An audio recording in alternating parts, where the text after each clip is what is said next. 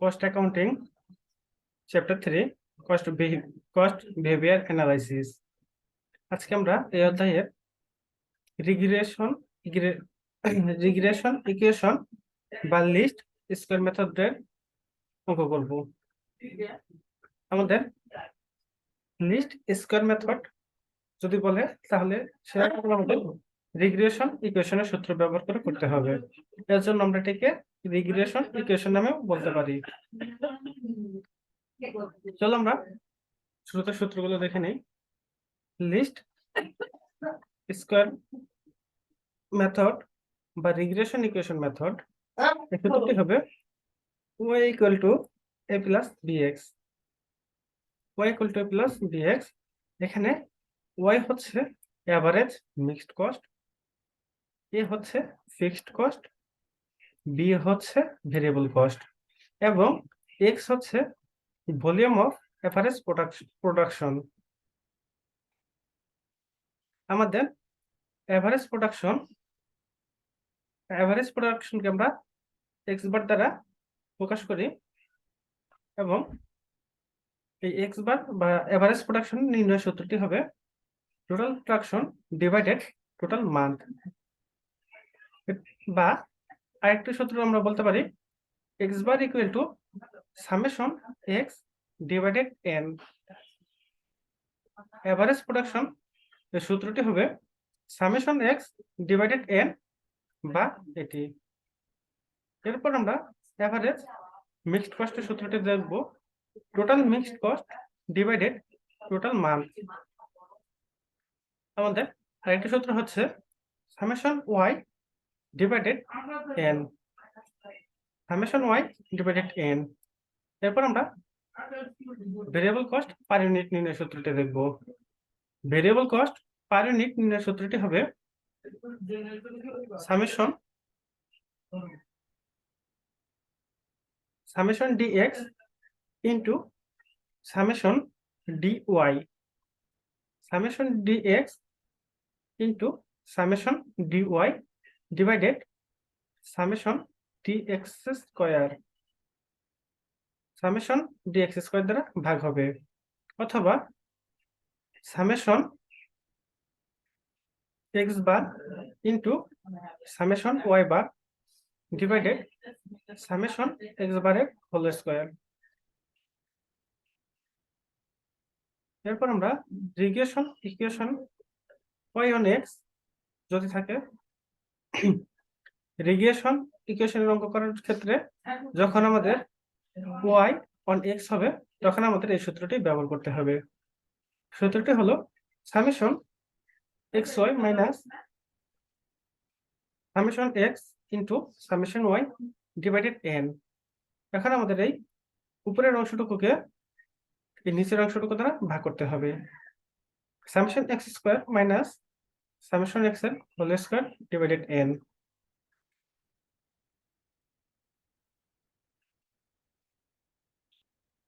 এরপর আমাদের a1 equal to y bar minus b1 x bar, a1 equal to y bar minus b1 x bar. Regression equation x1 y,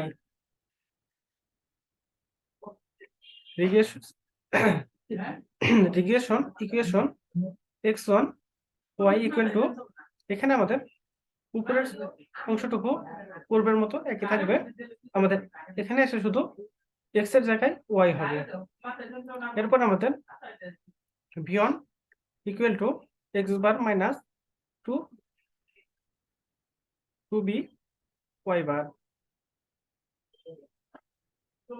আমাদের b1 নির্ণয় সূত্র হবে x bar minus b2 y বার। চলো এখন আমরা একটি অঙ্ক দেখি।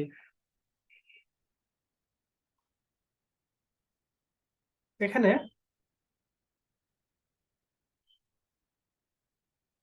একটু তথ্য দেওয়া রয়েছে, compute the appropriate the regression equation for the following data. এখানে বলা হয়েছে x ইন্ডিপেন্ডেন্ট ভেরিয়েবল অর্থাৎ x স্বাধীন এবং y ডিপেন্ডেন্ট ভেরিয়েবল এবং ওয়াই পরাধীন। আমাদের এই ওয়াই এক্স এর উপর নির্ভর করে। তার মানে আমাদের রিগ্রেশন ইকুয়েশনটি করতে হবে ওয়াই অন এক্স। চলো অঙ্কটি শুরু করা যাক। প্রথমে আমরা লিখবো since x is the dependent variable, hence here the appropriate regression equation will be y on x, y equal to a plus bx। এরপর আমরা একটি এরকম টেবিল আঁকবো। এখানে আমরা প্রথমে লিখবো x, পরে y। x এ আমাদের x এ পাওয়া তথ্যগুলো লিখবো, y এ আমরা y এ পাওয়া তথ্যগুলো লিখবো। এরপর আমরা লিখবো x স্কয়ার, এরপর y স্কয়ার, এরপর আমরা xy লিখবো। x স্কয়ার আমরা x এর বর্গ করব, y স্কয়ারে y এর বর্গ করব এবং xy এর ঘরে আমরা x এবং y কে গুণ করে তারপর লিখবো। এরপর আমরা x এর যোগফল নামাবো, y এর যোগফল নামাবো, x স্কয়ারের যোগফল নামাবো, y স্কয়ারের যোগফল নামাবো, xy এর যোগফল নামাবো। এরপর আমরা রিগ্রেশন ইকুয়েশনের সূত্রটি লিখবো। আমাদের এখানে y x এর উপর নির্ভর করতেছে। এজন্য আমাদের সূত্র হবে regression equation y on x b equal to, আমাদের এই সূত্রটি লিখবো।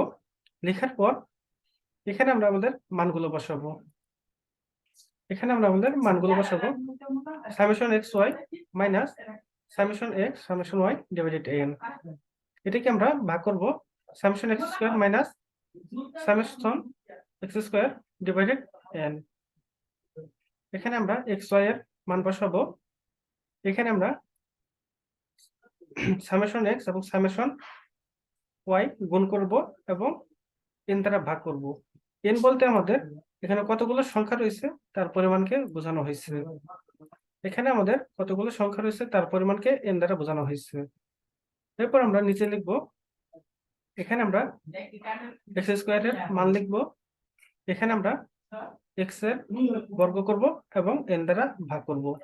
তাহলে আমরা বি এর মান পাবো -2.83। আমরা বি এর মান পাবো -2.83। এরপর আমরা লিখব a equal to y bar minus b on x bar, y bar minus b on x bar। তাহলে আমরা এখানে যদি মান বসাই, আমাদের y এর মান আমরা পেয়েছি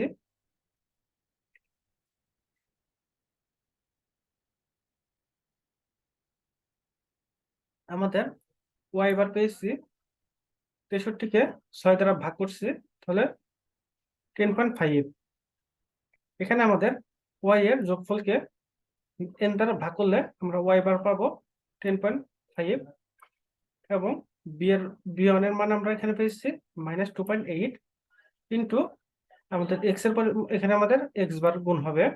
আমরা x বার পাবো 40 কে আমাদের নাম্বার দ্বারা ভাগ করলে, অর্থাৎ x এর মানগুলোকে n দ্বারা ভাগ করলে আমরা x বার পাবো। এখন আমরা এখানে ক্যালকুলেশন করলে a এর মান পাবো 27। এখানে ক্যালকুলেশন করলে আমরা a এর মান পাবো 27। এখন আমরা এই মানগুলো আমাদের ইকুয়েশনে বসাবো। এখানে আমরা লিখবো putting the value of a and b in y equal to a plus bx। আমাদের a এর মান হচ্ছে 27 এবং b এর মান -2.48 ইন্টু x। আমাদের x এর মান দেয়া নেই, এজন্য এখানে x থাকবে। আশা করি সবাই অঙ্কটি বুঝতে পেরেছো। আমাদের এই যে তথ্য থাকলে এখানে দেখতে হবে কোনটি স্বাধীন এবং কোনটি পরাধীন।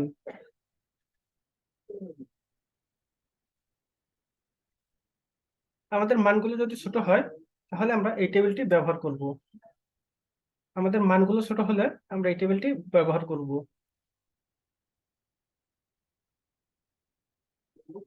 এবং এই সূত্রটি ব্যবহার করব। রিগ্রেশন ইকুয়েশন করতে হলে আমাদের এই সূত্রটি এবং এই সূত্রটি ব্যবহার করতে হবে। ব্যবহার করে আমাদের y equal to a plus bx এর মান নির্ণয় করতে হবে। চলে যেতে আরেকটা অঙ্ক দেখা যাক। এখানে একটি তথ্য দেওয়া রয়েছে, সামেশন x এর মান 410, সামেশন y এর মান 950, সামেশন xy এর মান 70,235, সামেশন x স্কয়ার এর মান 30, সামেশন y স্কয়ার এর মান 1,80,674 এবং n এর পরিমাণ 10। এখান থেকে আমাদের বলা হয়েছে টু রিগ্রেশন ইকুয়েশন করতে হবে। আমাদের পূর্বের অঙ্কটাতে কোনো কিছু বলা ছিল না, এজন্য আমরা একটি ইকুয়েশন করেছি। এখানে আমাদের দুটি ইকুয়েশন করতে হবে। এর জন্য আমরা প্রথমে লিখব regression equation of y on x। y যখন x এর উপর ডিপেন্ড করে তখন আমাদের রিগ্রেশন ইকুয়েশনটি হবে, আমাদের এই সূত্রটি ব্যবহার করে এখানে আমাদের মান বসাতে হবে। এই সূত্রটি ব্যবহার করে আমাদের এখানে মান বসাতে হবে। আমাদের xy এর মান দেওয়া রয়েছে,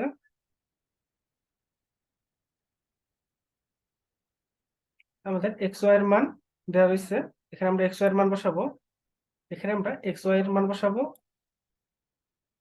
এখানে আমরা সামেশন x এবং সামেশন y এর মান বসাবো এবং 10 দ্বারা ভাগ করব। সামেশন x এবং সামেশন y এর মান বসিয়ে আমরা 10 দ্বারা ভাগ করব নাম্বার দ্বারা।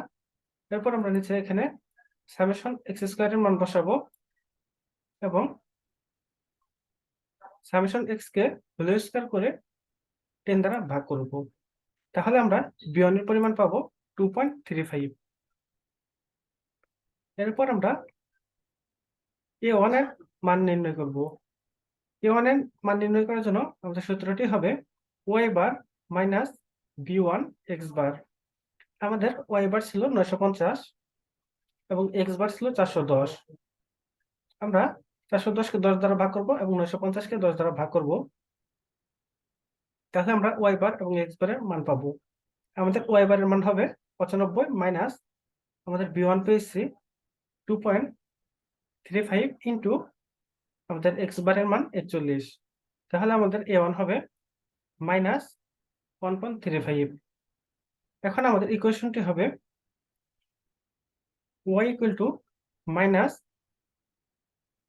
1.35 প্লাস 2.35x। এই a হচ্ছে আমাদের ফিক্সড কস্ট,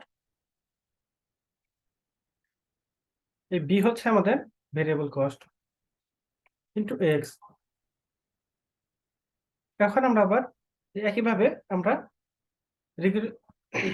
একটি ইকুয়েশন করব। এখানে আমাদের লিখতে হবে regression equation of x on y।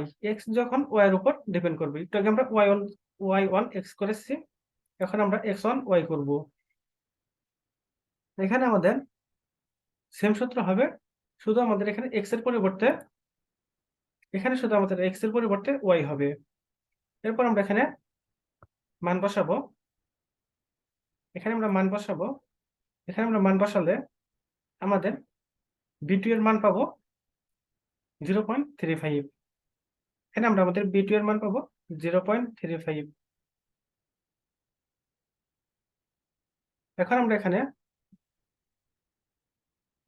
a2 নির্ণয় করব।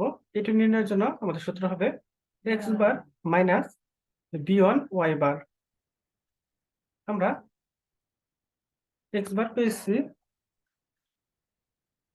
আমরা x বার পেয়েছি 41 এবং b1 মাত্র নির্ণয় করলাম 0.35 ইনটু y বার পেয়েছিলাম 95। এখন আমরা এখানে ক্যালকুলেশন করলে আমাদের a2 পাবো 7.75। এখন আমরা আমাদের b1 এখন আমরা আমাদের b2 এবং a2 এর মান আমাদের ইকুয়েশনে বসাবো। ইকুয়েশনে আমাদের বসালে আমাদের ইকুয়েশনটি হবে x bar x equal to 7.75 plus 0.35x। x equal to 7.75 plus 0.35। আশা করি সবাই বুঝতে পেরেছো।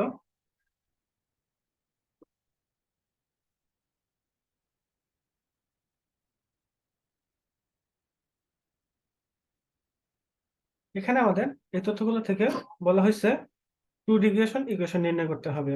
এজন্য আমরা এখানে দুটি ইকুয়েশন করেছি। একবার আমরা নির্ণয় করেছি x1 y আর একবার নির্ণয় করেছি y1 x।